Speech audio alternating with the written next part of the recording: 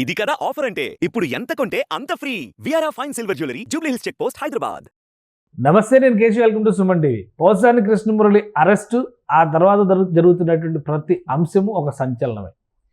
ఇదంతా కూడా రాసిన స్క్రిప్ట్ నేను చెప్పాను అని పోసాని కృష్ణమురళి ఒప్పుకున్నారు అంటున్నారు. మరోవైపు ఆయన అనుసరించినటువంటి విధానం చాలా కన్స్ట్రక్టివ్ క్రిటిసిజం అనేటువంటి మాటను వైసీపీ నేతలు చెబుతున్నారు. అసలు పోసాని విమర్శల్లో ప్రతి విమర్శకి సంబంధించి కానీ అవతలి వ్యక్తుల్ని తోలనాడినటువంటి పరిస్థితి కానీ లేదా? అలానే పోసాని కృష్ణమురళి తను ఎవరో రాసిచ్చిన స్క్రిప్ట్ని చదివే స్థితిలో నిజంగానే ఉన్నారా? అసలు ఏం జరుగుతుంది? రిమాండ్ రిపోర్ట్ ఏం చెబుతోంది? ఈ విషయాన్ని విశ్లేషించే ప్రయత్నం చేద్దాం. మనతో పాటు అనలిస్ట్ చంద్ర శ్రీనివాస్ గారు. నమస్కారం. నమస్కారం అండి కేశవ్ గారు. ఈ పోసాని కృష్ణమురళి గారి అరెస్టు అనేది ఒక సంచలనం అనిపించింది. తర్వాత వస్తున్నటువంటి అన్ని కూడా పెను సంచలనాలు అనిపిస్తున్నాయి. ఆయన ఎవరో రాసిచ్చిన స్క్రిప్ట్ నేను చదివాను అంటున్నారు, తప్పు అయిపోయింది అంటున్నారు, పశ్చాత్తాపం అంటున్నారు. ఏంటి అసలు నిజంగా ఆయన అంగీకరించినవా? ఇవన్నీ వైరల్ అవుతున్నటువంటి ఎవరు స్పెక్యులేషన్స్ వాళ్ళు రాసుకుంటున్నారని చెప్పని అనుకోవాలి. ఇవన్నీ ఒక ఎత్తు అయితే అండి, వీ స్టాండ్ ఫర్ పోసాని అంటున్నారు. వైసీపీ నాయకుడు అధినేత కాడి నుంచి మిగతా మంత్రులు, ఎమ్మెల్యేలు అందరూ కూడా అంటే ఏంటి, మేము బండబూతులు మేము తిడతానే ఉంటాం, మేము భరించాలి అంటే మరి వాళ్ళ పార్టీ నాయకుడు కదా, కాపాడుకోవాలి కదా. అది అంతేనంటారా? ఒకటి సార్, నేను ఎప్పుడు చెప్తూ ఉంటే వ్యక్తిగత అన్నం జీవితంలో మంచిది కాదు. వీళ్ళు మరీ మనిషిని దారుణంగా ఇంట్లో భార్యల్ని, పిల్లల్ని ఎవరిని వదల. ఇకపోతే మీరు చెప్పినట్టు రిమాండ్ రిపోర్టు, ఆయన క్రైమ్ నెంబర్ 65/2025, ఆయన ఖైదీ నెంబర్ 2261. సినిమాల్లోనే కాకుండా నిజ జీవితంలోనే ఖైదీ అయిపోయాడు. ఒక ముద్ర పడిపోయింది. 14 రోజులు రిమాండ్. కడిగిన ముత్యాలు వస్తారేమో, ఎవరో తెలుసు. కడిగిన ముత్యాలు ఇవన్నీ పక్కన పెడితే సార్, ఆ రోజున మీరు అన్న మాటలు ఎవరు మర్చిపోలే. మీరు క్షమాపణ కోరినంత మాత్రాన నన్ను రౌడీజంతో, నన్ను ఇంట్లో ఉన్న వాళ్ళని, ఆరోగ్యంగా బాగా లేని వాళ్ళని మమ్మల్ని ఎందుకు ఇది చేస్తారని చెప్పేసి ఆ రోజు ప్రశ్నించారు. సరే, ఆ తర్వాత వాళ్ళ శ్రీమతి గారిని జగన్మోహన్ రెడ్డి గారు పరామర్శించారు. రాక్షస పాలన నడుస్తుందమ్మా, మీకు న్యాయం జరుగుద్దని చెప్పి అంటున్నాడు. సరే, ఓకే, నా నాయకుడు అన్న మాటలు. సరే, ఇప్పుడు మీరు చెప్తే రిమాండ్ రిపోర్ట్లో ఏముంది? ఒక ప్రముఖ నాయకుడు అంటే చిరంజీవి గారి ఫ్యామిలీ అనేది అందరికీ అర్థమైపోయింది. లేకపోతే డిప్యూటీ సీఎం అంటే పవన్ కళ్యాణ్ గారిని, తర్వాత చంద్రబాబు నాయుడు గారిని కానీ ఎవరిని వదలైనా. వీటితో పాటు దళితులకి, నా బిడ్డల్ని, నాకు వాళ్ళ 2 కొడుకులు ఉన్నారు, నా కొడుకులు పెళ్లి కాకపోవడానికి కారణం కూడా చంద్రబాబు నాయుడు అని ఆరోపించాడు గతంలో. సరే, అది పక్కన పెట్టి సంబంధాలు చూడమని చెప్పారు చూసారు కదా,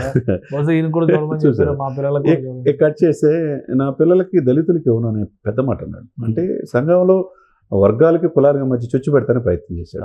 ఇకపోతే ఈయన తిట్టడానికి 3,85,000 నెలసరి వేతనం ఈయనకి.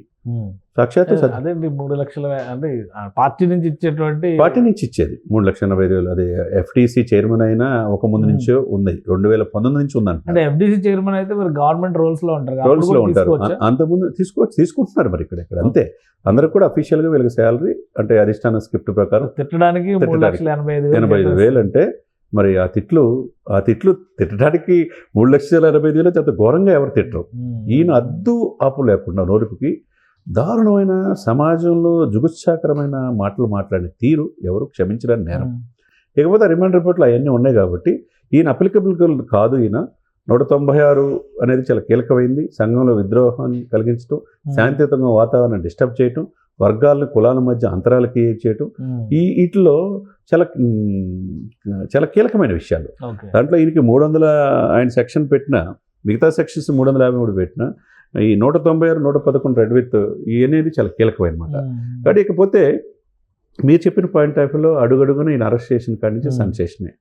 ఇంట్లో మై హోమ్ పూజ కాడి నుంచి, అదేందో మై హోమ్ పూజ నిన్న కాక మొన్న ఎవరో చెప్తున్నారు, అంత ఆల్మోస్ట్ వైసీపీ సంబంధించిన మొదట వంశీతో స్టార్ట్ అయింది. మై హోమ్ పూజలోనూ 3 ప్లాట్లు ఉన్నాయంటున్నారు పోసానికి కృష్ణమురళి. నెక్స్ట్ రోజా గారికి కూడా ఉన్నాయంట. ఆ తర్వాత కొడాలి నాని. నెక్స్ట్ రోజా గారు అంటే ఏంటి? ఆమె చట్టానికి అతిథులేం కాదు కదండి. ఆ మాట్లాడిన తిరిగి కూడా మామూలుగానే ఇష్టం వచ్చినట్టు. నిన్న కూడా రఫ్ ఆడించేసింది కదండి. బడ్జెట్ లో ఏం చేసి ఆడిస్తారు, తప్పేం లేదు. ఆడించేంత కాలం ఆడిస్తూ ఉంటారు. తర్వాత అక్కడే అనిల్ కుమార్ యాదవ్ కూడా ఫ్లాట్స్ ఉన్నాయంటున్నారు. అదేదో కూడా వైసీపీ లీడర్స్ అందరూ అందులో, వైసీపీ లీడర్ అంతా మై హోమ్ భోజలోనే ఉంటున్నారు. కాబట్టి మంచి సెక్యూర్డ్ ప్లేస్. అదే చూడాలి, అది శాశ్వత ఇదిగా ఉంది. సరే, ఏదైనా కానీ సార్, ఇక్కడ నాయకుడిగా ఏదైనా తప్పు చేస్తే ఇతను తప్పుగా మాట్లాడి ఆ రోజు అలా మాట్లాడకుండా ఉండాల్సింది, చెప్పాల్సింది పోయి, ఆయన సచ్చీలుడు, ఆయన లిమిట్స్ దాటడు, ఆయన గొప్ప మేధావి, ఆయన గొప్ప రచయిత, గొప్ప నటుడు అని చెప్పటం ఏదైతే ఉందో దెయ్యాలు వేదాలు వల్లించినట్టుగా వైసీపీ నాయకుల పనితీరు కనపడుతుంది. వాళ్ళు పరివర్తన అనేది కేశవ్ గారు అసలు ఎక్కడ కనపడతలేదు సార్. కానీ ఈయన రిమాండ్ రిపోర్ట్లో ప్లస్ పోలీసుల నుంచి వస్తున్న వర్షంలో కూడా ఈయన అంగీకరించాడు. జడ్జి ముందర జరిగిన ఆర్గ్యుమెంట్స్ లో కూడా సంతకాలు కూడా అంగీకరించాడు, నేను తప్పు చేశానని అంగీకరించాడు ఒక ఆస్పెక్ట్. రెండోది ఆ స్క్రిప్ట్ వేరే వాళ్ళు ఇచ్చారు, దాన్ని ఇంకొకళ్ళు వైరల్ చేశారు. భార్గవ్ రెడ్డి ఇంకా పేర్లు కూడా ఇచ్చారు కదా, సజ్జల రామకృష్ణారెడ్డి గారు స్క్రిప్ట్ ఇచ్చారు, సజ్జల భార్గవ్ సోషల్ మీడియాలో వైరల్ చేశారని చెప్పాడు. కాబట్టి ఆ ఏమి చట్టానికి నువ్వు ఇచ్చిన డ్రాఫ్ట్ రిమాండ్ రిపోర్ట్లో ఉన్నది, నువ్వు సంతకం పెట్టింది ఎక్కడికి పోదు, నాకు బలవంతాన్ని పెట్టించానని చెప్పి వాళ్ళ లాయర్ చెప్పినట్టు రేపు మాట్లాడతాడు. సరే, ఆ లాయర్ గారు కూడా అంతకుముందు అడ్వకేట్ జనరల్ చేసిన వ్యక్తి, ఆయన కూడా మాట్లాడింది ఏమన్నాడంటే ఆపరేషన్ సక్సెస్ పేషెంట్ డెడ్ అన్నాడు. అంటే మేము ప్రయత్నాలు చేసాం కానీ క్రైటీరియా తీసుకోలేదు, పేషెంట్ బయటకు వస్తారా లేదంటే జైల్లో. ఇప్పుడు ప్రస్తుతానికి అది కూడా ఆయనే చెప్తున్నాడు, 41 నోటీస్ కింద పంపుతాం అనుకున్నాం కానీ మిగతా దాంట్లో ఏకీపించినా అది అప్లికబుల్ కాదన్నారు, బెయిల్ ఇవ్వలేదు. మా యొక్క పర్సన్ పోసానికి ఏదైతే ఉందో ఇప్పుడు రాష్ట్ర వ్యాప్తంగా 16 కేసులు ఉన్నాయి సార్. దాదాపు ఆల్మోస్ట్ 20 కేసులు దాదాపు ఉంటాయని ఈయనే చెప్తున్నాడు. ఒక కేసు నుంచి బయటకు వచ్చిన ఇంకో కేసు వెహికల్ బయట ఉంటుంది అంటున్నాడు. అంటే ఈయన్ని అంటే ప్రీ ప్లాన్ వాళ్ళు ఫిక్స్ అయిపోయారు, ఈయన వదలరు అనేది సాక్షాత్ అడ్వకేట్ జనరల్ చేసిన వ్యక్తి.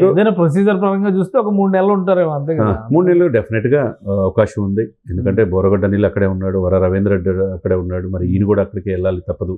ఇదంతా ఎవరు కూడా ఇష్టం వచ్చినట్టు మాట్లాడిన వాళ్ళందరూ కూడా ఎవరేమో అతిథులేం కాదు. క్లియర్గా అడ్వకేట్ జనరల్ గారు కూడా, మాజీ అడ్వకేట్ జనరల్ చెప్పిన దాన్ని బట్టి ఈయన రాబోయే రోజులు వదలరు అనేది ఆయనే చెప్తున్నాడు.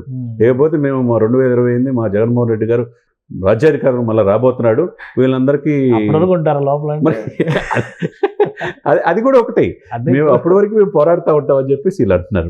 ఏదైనా కానీ వీళ్ళకి పశ్చాత్తాపం కనపట్ల, బెదిరింపు ద్వారానే కనపడుతుంది ఇప్పుడు కూడా. అంటే కష్టకాలంలో నాయకులు కష్టంలో ఉన్నప్పుడు పార్టీ అండగా నిలుస్తుంది అనే కోణంలో చూసినప్పుడు జగన్మోహన్ రెడ్డి గారు అండగా నిలుస్తున్నారు, పార్టీ నాయకులు వీళ్ళకి సపోర్టింగ్గా మాట్లాడుతున్నారు, వాళ్ళు తప్పేం లేదని చెప్పి దీనిలో వెనకేసుకొస్తున్నారు. సో ఒక రకంగా ఇది పార్టీ నైతిక స్థైర్యాన్ని నిలబెట్టేటువంటి కార్యక్రమంగా పార్టీ ఫీల్ అవుతున్నట్టుగా అనిపిస్తుంది అనుకోవచ్చా? అంటే ఇక్కడ నైతిక స్థైర్యం అంటే పెన్నెల్లి రామకృష్ణారెడ్డి ఎన్ని కేసులు ఉన్నాయి? 16 కేసులు ఉన్నాయి. ఆయన ఏమో చిన్నపిల్లడు అమాయకుడు అన్నాడు, ఆయన పరామర్శించి ఆయన పాప రష్ తీసుకోవడానికి బెంగళూరు ప్యాలెస్లో వెళ్తే ఈ పరామర్శించడానికి బయటకు రావాల్సి వస్తుంది. ఆయన అమాయకుడు. సరే, వంశీ వచ్చేసరికి వంశీ చిన్నపిల్లడు అంటున్నాడు. తర్వాత మనం చూసాం కోడ్ కూడా ఉల్లంఘించి మిర్చి యాడ్లో చేసింది. ఇకపోతే పోసాని కూడా అమాయకుడు అంటున్నారు. ఇంకా అంటే తిట్టినోళ్ళు మీడియాలో ఇలా మాటలన్నీ కూడా వైరల్ అవుతుంటే వీళ్ళు ఎలా అమాయకులు అవుతారండి? అది తిట్లు కావు, ప్రవచనాలమే. ఇక చాగంటి గారు చెప్పాలా ఈ ప్రవచనాలు ఎవరు? ఈ తిట్ల ప్రవచనాలు గారు డిస్క్వాలిఫైడ్, ఈ కేటగిరీలో డిస్క్వాలిఫై అవుతారు. అవును, ఆయన మంచి ప్రవచనాలు, అనర్హత వేటు వేయబడుతుంది. తప్పు సార్, ఏదైనా కానీ సార్ ఒకటి సార్, రాజకీయాల్లో హుందాగా ఉండాలి. ఈ దేశంలో ఏ రాష్ట్రంలో లేని విధంగా ఆంధ్రప్రదేశ్లో బూతులు ఎక్కువగా ఎవరు తిట్టారో వాళ్ళకి పదవులు వచ్చినాయి సార్. జోగి రమేష్కి వచ్చిన, పోసానికి ఫిలిం డెవలపర్ గారు చైర్మన్ అయినా. ఇప్పుడు ఒక వైరల్ అవుతుంది ఒక వీడియో, ఆయన తిట్టమన్నారు అని చెప్పని ఉమ్మారెడ్డి వెంకటేశ్వర గారు రోజా గారికి చెప్తున్న వీడియో స్టేజ్ మీద అప్పుడే వచ్చింది కదా, అది మళ్ళీ ఇప్పుడు వైరల్ అవుతుంది. అంటే దీన్ని బట్టి నాయకుడు ఏ విధమైన ఉన్న మైండ్ గేమ్ దిస్ పాలిటిక్స్ లేదని mind game.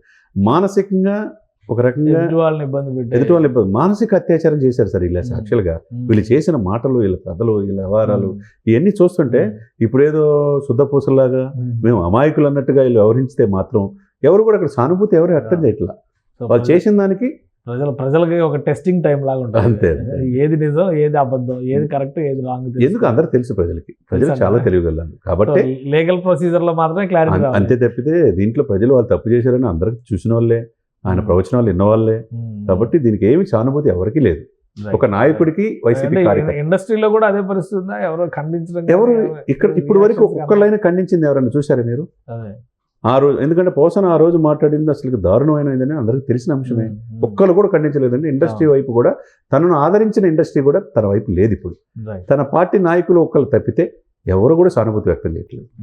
Thank you Srinivas గారు. ఇది పోసాని కృష్ణమురళికి సంబంధించిన రిమాండ్ రిపోర్ట్లో చాలా క్లియర్గా ఉంది. ఆయన అన్న మాటలు ఎవరో రాసిచ్చిన స్క్రిప్ట్, తదుపరి విచారణలో భాగంగా అరెస్టులు అక్కడి వరకు వెళ్తాయా, లేదంటే వైఎస్ఆర్సీపీ చెబుతున్నట్టుగా నైతిక నియమావళికి అనుగుణంగానే పోసాని కృష్ణమురళి ప్రవర్తించాలనేటువంటి వాదనని కోర్టులు పరిగణలోకి తీసుకుంటాయి. ఇది వేచి చూడాల్సినటువంటి సందర్భం. కానీ చాలా కేసులు ఆయన పైన పెండింగ్లో ఉన్న నేపథ్యంలో కనీసం 3 నెలల వరకు ఆయన జైల్లో ఉండాల్సిన పరిస్థితి ఉందని చంద్ర శ్రీనివాస్ గారు విశ్లేషిస్తున్నారు. ఇది special discussion. Keep watching. Suman టీవీలో మీ పర్సనల్ అండ్ బిజినెస్ ప్రమోషన్స్ కోసం కింది నెంబర్కి కాంటాక్ట్ చేయండి.